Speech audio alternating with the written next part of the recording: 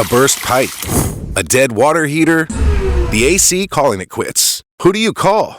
HomeServe is an easy way to handle unexpected home repairs with plans covering stuff basic homeowners insurance usually won't. Instead of scrambling for a contractor, you make one call to get the repair process started. Join the millions of customers who trust HomeServe right now. Go to homeserve.com/podcast for 50% less your first year. That's homeserve.com/podcast. Savings compared to renewal price. Void in Florida.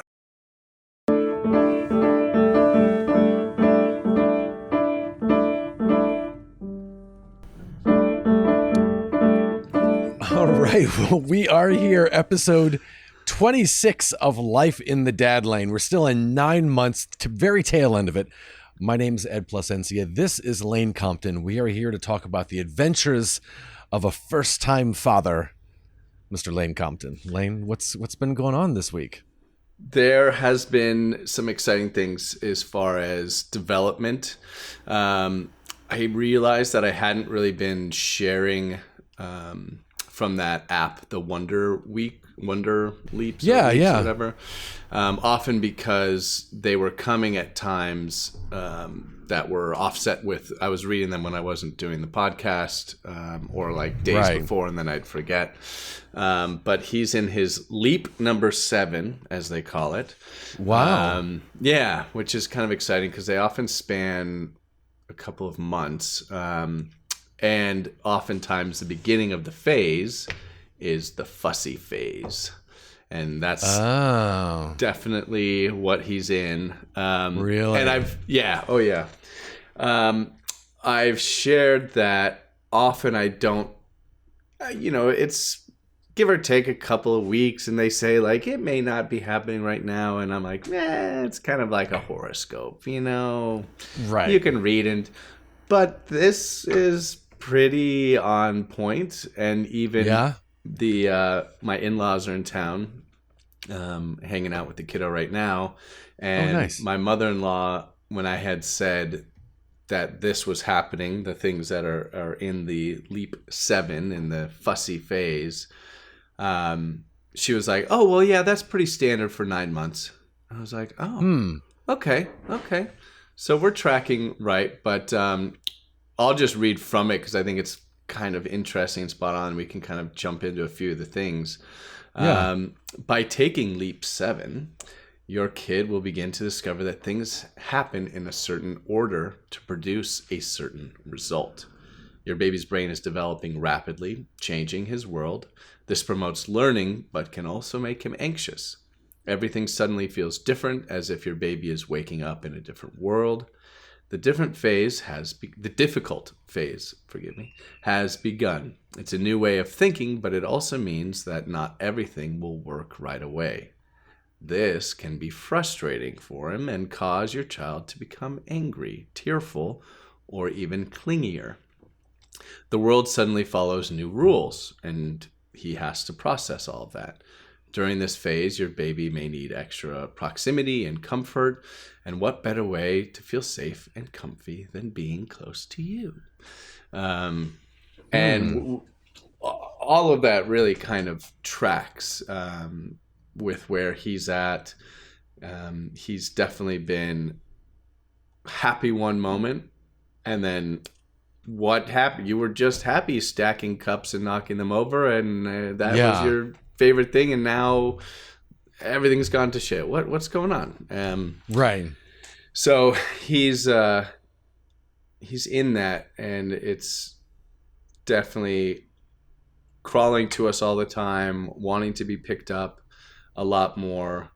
When we're all together, he's at his happiest, and in a way maybe more cuddly and wanting to just be close and clingy, which is not necessarily how he always is. He's so on the move all the time. If you pick him up, he's turning around to see what the world has to offer, and now he'll even kind of like just kind of rest his head on your chest and sit there. And this morning, before my wife went off to the hospital, the three of us just kind of sat in a puddle of love, and he just laid on mom, and I held Mom, and it was probably the most, since he was unable to really move, that there's been stillness. So though he's in a fussy phase, it's also a really sweet and loving phase. And it was a sweet moment that we haven't really had in quite a while. So is there any indication of how long this phase will last? Or according last? to the app, I can share exactly what they will say. This leap can last, let's see, up to June 24th. And that will include the fussy and skills. Like future phase is what they call after the fussy phase, is when they're beginning to figure all those things out that it laid out before that seemed disorienting and it's not the same. And they have a video that they show of how he or any kid is beginning to put things together, and it's someone opening a door with a key. They can kind of only track on this, it says, like 2 steps. So I grab this block, I grab the other block. Oh, it made a noise. There's the result. Right. But now they're beginning to put more things in place, so it does feel disorienting. Now everything's new. I put the key, I have to pull a key out, put the key in, turn the thing, and then turn the handle, push the door open, pull the key, and they can begin to put those things together, is what it's suggesting. So is this the phase that really introduces the idea of like child-proofing cabinets and stuff? Once they learn once they see you, this is how you manipulate and do this, is that kind of, because you had mentioned earlier, and until you just now said about how many steps there was an earlier phase about kind of like cause and effect. The ball goes up, the ball comes down, and this one is just more complicated. This is how things are they're seeing how things work as opposed to just watching. Okay. Yeah, and I think maybe we've got the safeties on those already, because I think that falls maybe more into the cause and effect. The ball goes up, it comes down, because that's like a 1-2 step if we're following word for word what they're saying. I can open the cabinet. I pull, it's open. Oh, great. But now I think there'll be more steps to it.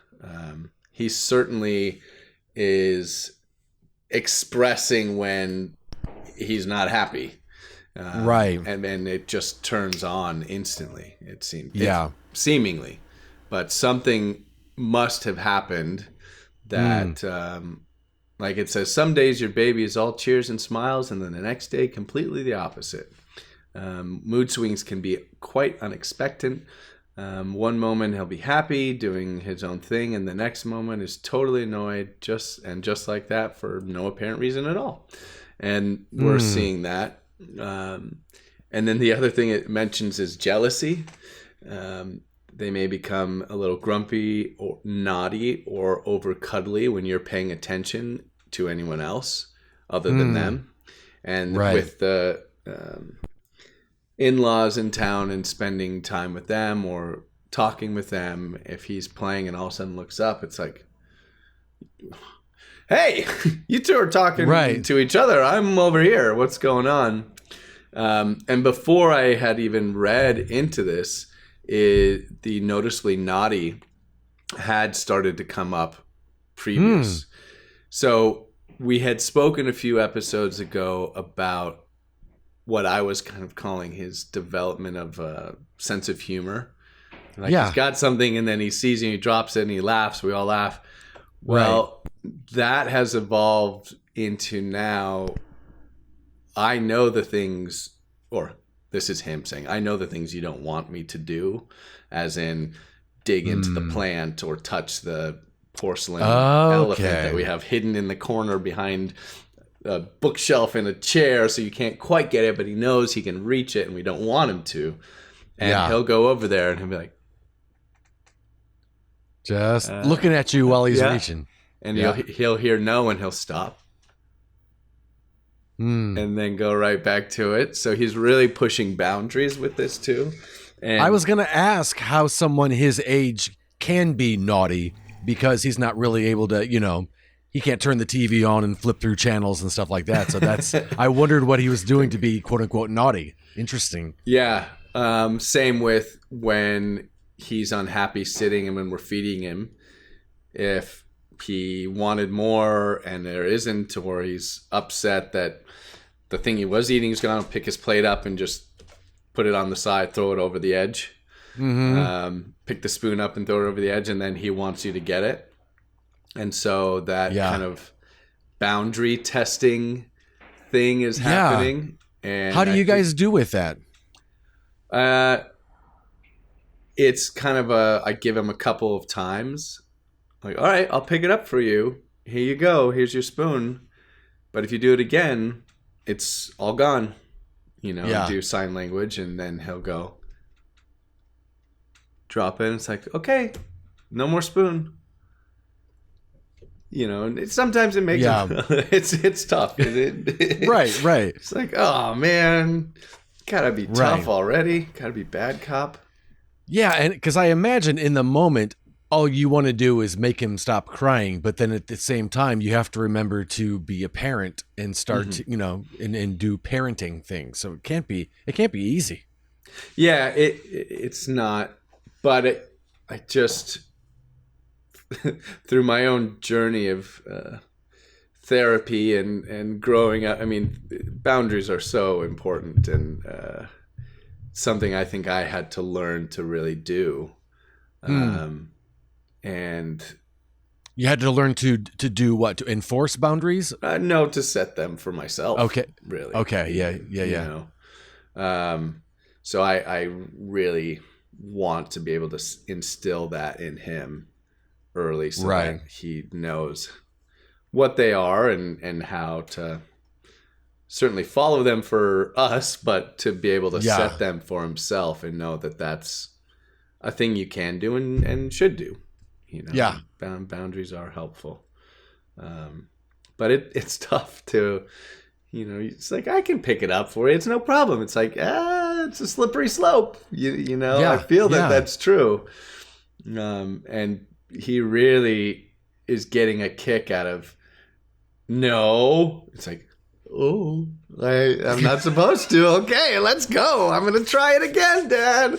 Well, what if I do? Yeah, so what are you going to do about it, huh? Yeah. Come on, buddy. And so that was beginning to happen a lot. And then, of course, in reading the Leap 7, noticeably naughty. You may notice that your kid is becoming naughty all of a sudden, doing all sorts of things you don't want him to. This happens especially when you're busy and therefore not paying full attention. Everything that is normally forbidden suddenly becomes very interesting, attracting attention by being mischievous. And you see that that's happening for sure. Some of it is, that's how I'm going to get you to engage more or engage in a different way. And I think that's what excites him. It's not like, I want to make you mad. Right. It's, hey, there you are. Let's see if even more energy towards me. Let's do it again. Even more. And so if I pick him up and pull him away from the plant or the elephant, well, he got what he wanted. I'm there now. But it's again, it's that thing where we've talked about, he's constantly showing us how unbaby proof the house is by finding new things too. And this fussy phase ends in 34 days, it says. So perfect timing when we're about to leave for another trip. And are you really? Yeah. My wife's very close friend is getting married in Italy. In Venice. Yeah. So 34 that is days. Not a flight to Vegas. No, baby, it's not. So we both kind of had that moment, my wife and I, of like, oh, he's gonna be in this fussy phase for a month. We're about to do our first real big time change, 9-hour difference. Wow. This should be interesting. Do you need to get a passport for a baby? Yeah. Wow. Does he have a passport photo? Yeah, he does. I'll have to share it with you. Oh, we got it a while ago because when we went to Mexico, okay, over the right. holidays, he needed one too. That's hilarious. Yeah, try getting the photo because there's all these stipulations that you can't see his hands. You can't have, it's got to be straight on. You got to see both ears. You got, eyes open, no smiles. Yeah, it wasn't easy. That's for sure. Please tell me in his passport photo, he's in like a little business suit.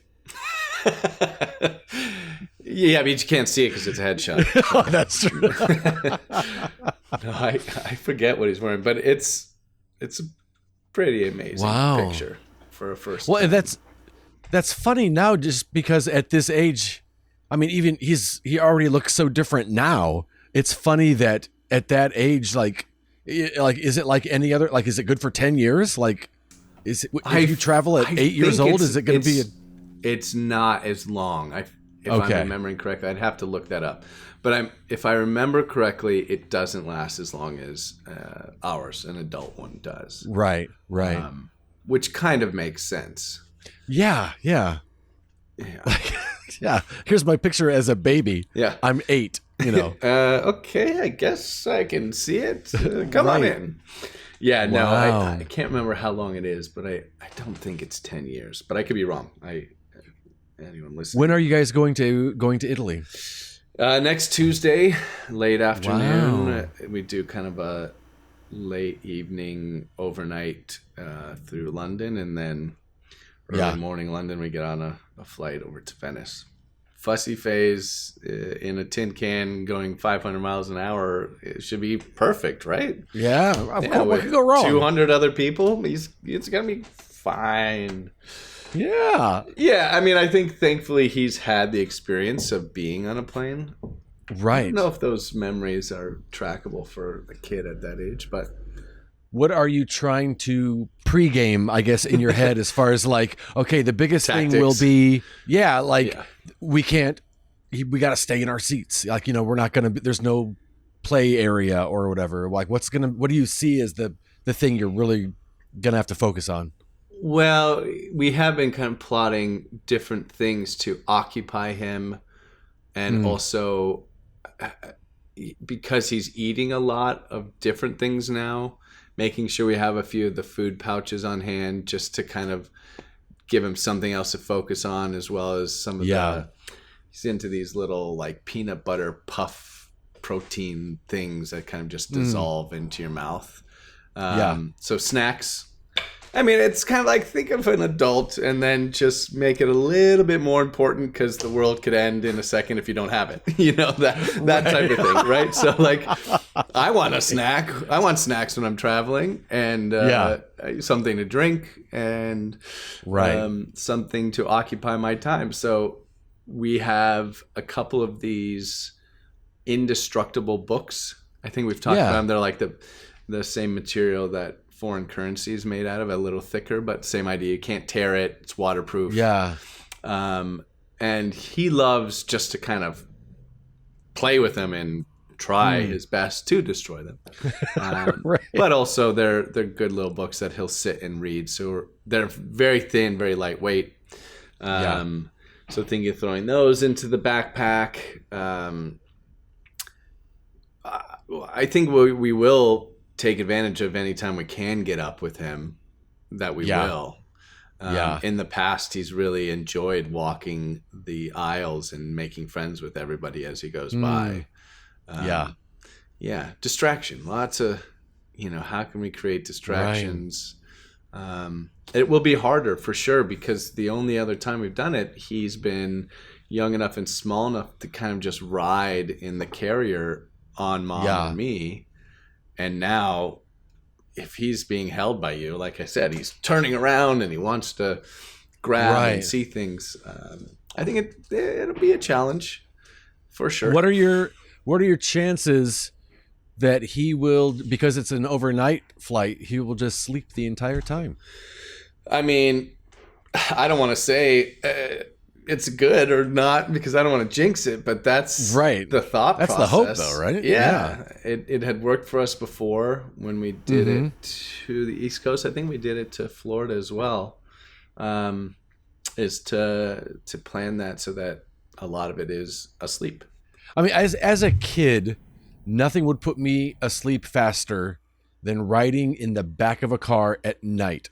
And I would think, my hope would be that same kind of constant hum and drone of a plane would kind of do the same thing for him. I would think that. I don't know that makes a difference or not, but yeah, maybe. Well, it's interesting you say that because I was the same way. Anytime my folks were having trouble with me or I was fussy or couldn't get to sleep, they'd put me in the car and we'd drive around. And that still kind of persists to this day. Right. I'll fall asleep before we take off on an airplane. Yeah. Or in the car. It's kind of shifted since having a kid and being often the driver and that importance of making sure the two things that you love the most in the world make it to the destination. It's good to stay awake as you drive. Yeah. So I've taken that on. Have you replaced the sound of his sound machine with airplane cabin hum to kind of maybe warm we should him up change to that. Just start slowly, subliminally introducing that.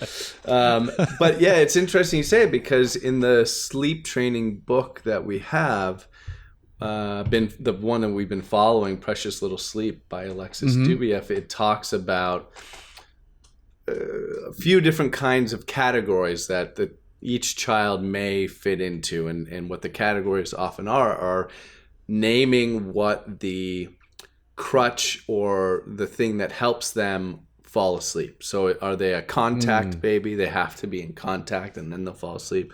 Are they a motion junkie like you and I, where the car or holding them, rocking them? Is it a pacifier? What's the thing that you have to wean them off of so that they have the confidence to fall asleep without said thing? And our kiddo is a little both because we did a lot of holding, contact, and shaking or bouncing up and down, not shaking. I misspoke. Yikes. Change books, Lane. Change books. Get out of there, man.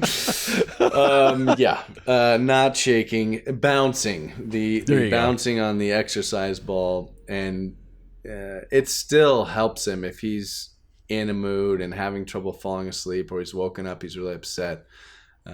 We try not to do it because we've instilled, hopefully, the idea was we wean him off of that. We instill the idea that he can do it himself and he's okay and he's learned that. But there are times where I'll bounce with him a little bit just to say, it's okay. You can get back to sleep. Here you go. And that'll help him. So that is one of the things that they've introduced. So maybe because our kid is like that as well, a bit of a motion junkie, that the plane will help or has helped in the past, and that's why it has worked. To be determined. How long are you guys over there for? We're gone just about 2 weeks because we're going to spend... Oh, nice. Yeah, we're going to spend a week, almost, like about 5 days in Venice. There's a couple of things leading up to the wedding that we're doing with all of the friends of hers that are all going to the wedding. There's a few things like spread out before the wedding, and then there's the big welcome dinner and drinks, and then they gave everyone a day off since everyone will be traveling so far to go explore Italy, and then given ideas or Venice, not just all of Italy, but to explore Venice because the person she's marrying is from Venice, so there's a lot of inside info we've gotten of things to see and do. That's good. And then the wedding happens, and then we've got one more day, and then we're gonna fly to Sicily. And so very nice. I'm excited. Never been. And plan to do some hiking and exploring down in Sicily for I guess like another 7 days with flights on either end. That is awesome. Yeah, it's a very exciting trip for sure. I'm a little anxious about all of it. I mean, that's understandable. Yeah. I mean, even if it was just the two of us with the two very different trips, right? Because one of them is the wedding, one of them is more outdoor activity and hiking. So like attire will be completely different. And so our plan is to pack one set of things that we're going to be taking into Venice. We're going to leave some luggage in a locker at the airport, and then we'll just switch it out when we go, because we'll be flying in and out of the same airport. Oh, that's cool. We'll see if it works. That's the idea. We haven't packed yet, of course. So can we seemingly do that? We'll see. We'll seamlessly, I mean, do that. We'll see. Well, I really like that, just because, you know, in the early episodes, we talked about how you and your wife love to travel and love to do things and have adventures. And your intention was to not having a child curb that at all. And it's just great to see that it hasn't. You know, you're still exposing him to travel and adventures and new ideas. And, you know, if it was just the two, my wife and I, the two of us going on a trip for 2 weeks, I'd be anxious about what if this, what if that. Of course, you're going to be anxious when there's a baby involved as well. So, I mean, that's totally, you know, excusable to have a little bit of anxiousness about that. But I just, at the same time, I'm really excited and I'm glad that you guys are doing it. You know, a lot of people would be like, we can't do that. We got a baby, you know? And so kudos to you guys. Yeah. You know, kudos. That's great. It may be stupidity, overzealous. Who knows? We'll see. But yeah, I mean, that's the goal. I'm curious to see how the sleep schedule works with changing time zones so dramatically. We'll see. But nonetheless, excited for the trip and hope it all goes well. And fingers crossed. You know. Do you think time zones are easier for a baby to handle just because they don't have concept of? I mean, it's like, you know, dark and light out, but they don't know what quote unquote time it is. I don't know. I think because they need routine and consistency so much, they really rely on that. And the sleep schedule, I mean, as we've been really following it to the minute, and sometimes it's like, we're past, he starts getting fussy, and he's so fussy that then now he can't go to sleep and he misses that nap, and it's like, oh man, we really got to stay to the minute almost on that sleep schedule. Does that mean, you know, he'll be waking? We don't know. I mean, the goal is that when we get there, we're going to try and keep him up and not let him sleep as he would normally go down until the night when we'll be going down. I was going to ask at least right now, what your plan, what your intentions are as far as planning goes, but who knows, you know. Yeah, I mean, that's the intention, is that we want to try to help him adjust and regulate by doing kind of what we would do as well. Is like, okay, we've gone overnight, we're waking up, it's now morning after flying, so that should help kind of, the idea is that will help regulate, okay, it's waking up. We're waking up now.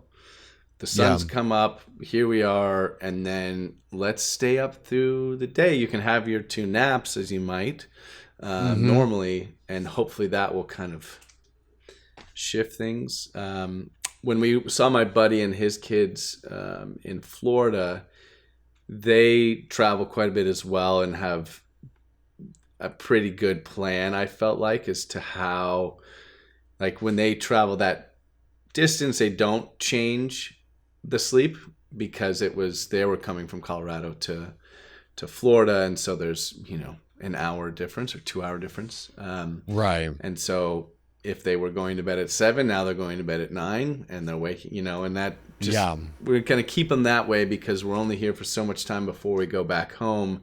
And home is, the home base, and we'll be there longer. So let's keep him on that schedule. And I thought that was pretty smart. And we did more or less the same thing when we were with them.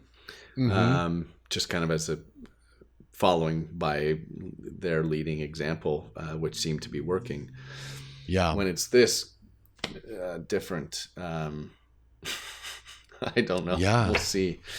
How has he been doing with his own sleeping schedule before you go? Last week it seemed to be getting better than it had been the week before. How's he been now? Yeah, it's been good. Last night was the first one since we spoke last that he did get up in the middle of the night. Oh, wow. Okay. He's been on a good sleep schedule. It's also, I think, partly because the shifts my wife's been on at the hospital this week are like mid to late afternoon into late evening. So she's missing what would be times where she would feed and then feed and put him to bed. So sometimes there's like 1 or 2 feedings missing. And so we're supplementing. I'm, giving the bottle before he goes to bed and getting a like solid food meal in.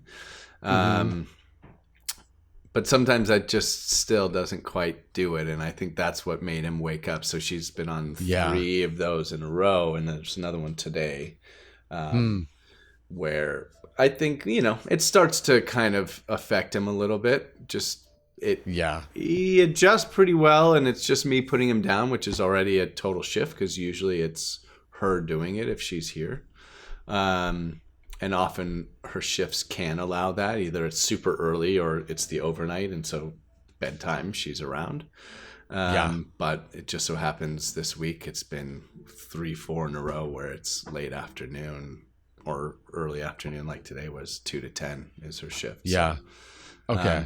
It's tough, but he is a really good eater, and so he gets a full belly from that, and we'll give him a bottle before bed. And he's been good with the bottle as well recently? Yeah, it's been fine. I think in some regards, because he's missing one feeding and having just a solid food meal with me before the feeding at night, that he's really craving it and hungry for it. That he's like, it doesn't taste normal. It's not the same from the source. I just give it to me. I'm really wanting it. So fingers crossed it goes that way again tonight. But it's been fine.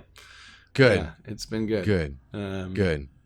Yeah, I was the only other thing that I had this week that I thought was pretty funny is the recognition of his own bodily functions. Really? Like burping, and a loud one comes out and he looks at you and he just goes like, really? Also when he farts, he farts, he's like, oh, that was fun. He's aware of it. And maybe TMI, but I farted really loudly and it like scared him, and then he laughed. That's amazing. Yeah, I don't mind sharing that. We all do it. But yeah, he's in the fart jokes now. It's all right. His sense of humor is growing so quickly. This is the time of the episode, of course, where I ask you, Lane Compton, do you have I can tell by the look on your face. Do you have a diaper diary for us? I don't this week, and I was plotting to just write one about his stomach and how it's reacting to solid foods, and that never really came about. And I was like, there'll be a big one somewhere or something. And the only thing that we've been laughing about is these little half shell poos. I know it sounds weird, but because of the diaper and the poo is much more solid than it usually or has been as he's eating more solid foods, and the cheeks and the way it sits in the diaper is he's doing these small little, like he's already done 2 today. One when he woke up and then after his first nap, and they just look like little turtle shells. You know, it's like It's adorable. so that's the only thing I've written in the app that we keep track of everything, and I think my wife wrote the same thing. Yeah, mine this morning at 6:30 was turtle and a half shell turtle power. So that's my diaper diary of today. I love it though. I love it. Yeah, they're really funny because they do just look like a little turtle shell in the diaper.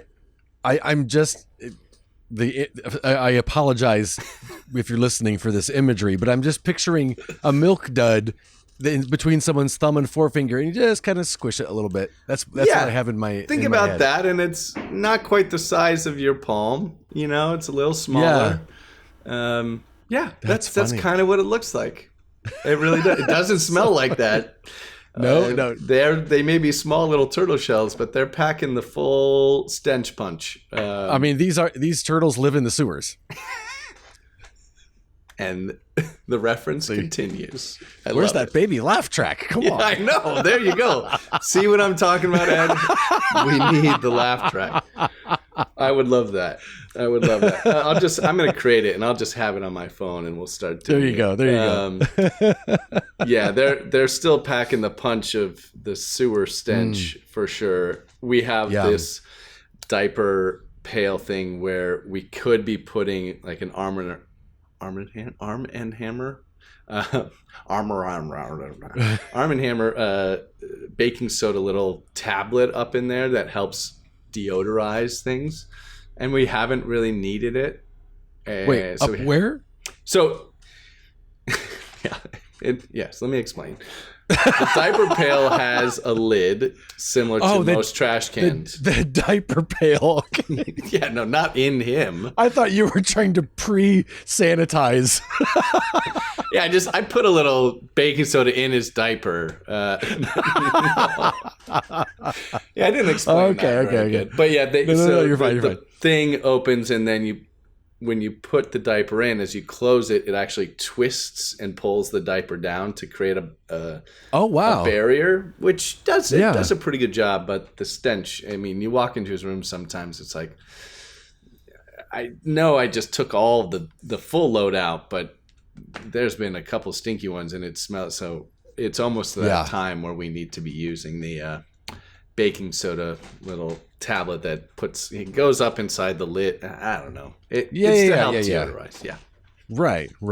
I got you. Yeah. Here, kid, eat this baking soda. I think it'll help it come out the bottom. And no. Do it for your old man. Yeah, help me out, bud.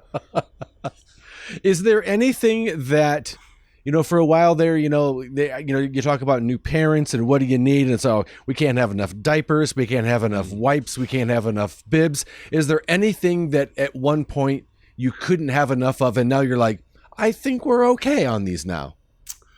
Well, we did those bibs a lot, the little bandana bibs, which you're very well aware of. We haven't been using them as much, although I don't know if there's another tooth coming in. He's been drooling a lot more and also just enjoying spitting and making spit bubbles. So we actually put one on him yesterday. We're definitely good on those. We've got the company Coterie is the diapers that we use, and we're on a shipment schedule that they send them to us.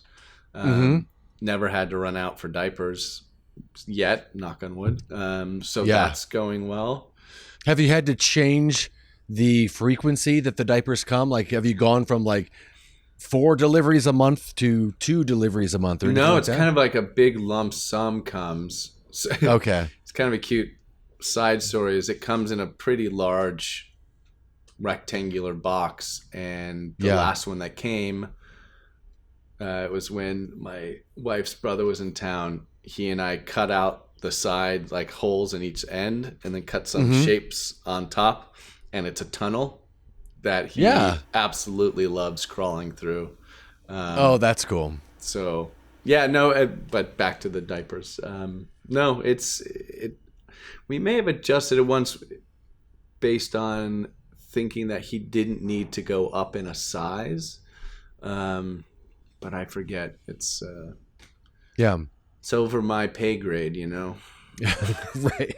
Well, and speaking of him drooling, is he, whatever the term is, enough to, like, is he wiping his own drool off when he feels it, or is it still just staying there? Oh, no? And it doesn't stay there very long. It's down onto the floor or whatever toy he's in, or you, or the carpet, the floor. Yeah, no, definitely not aware of wiping his. No, I don't know when that comes. We should, maybe place some bets and see when. But I have a feeling that's quite a ways away. Is it? Especially how he's eating too, and it's just like, everywhere. I don't know. He might pick something up in Europe and come back a little distinguished gentleman. Yeah. Smoking and more drinking. More wine, please. Wiping his chin. Well, Lane, I want to say thanks as always for hanging out and sharing with us. Thank and you, I appreciate it. And gosh, I'm nervous and excited to hear about what happens when we chat again, and this doggone international baby. Yeah, we shall see. We'll have to check back in when we return. So maybe a couple weeks off, but yeah, when we're sounds back, good. I look forward to sharing all the details. All right, man. Thanks so much, Lane. Thank you, Ed. See you, bud. All right, buddy.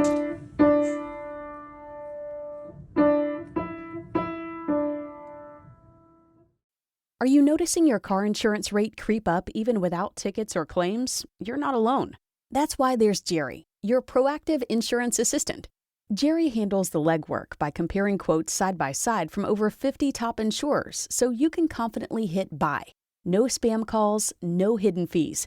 Jerry even tracks rates and alerts you when it's best to shop. Drivers who save with Jerry could save over $1,300 a year. Don't settle for higher rates.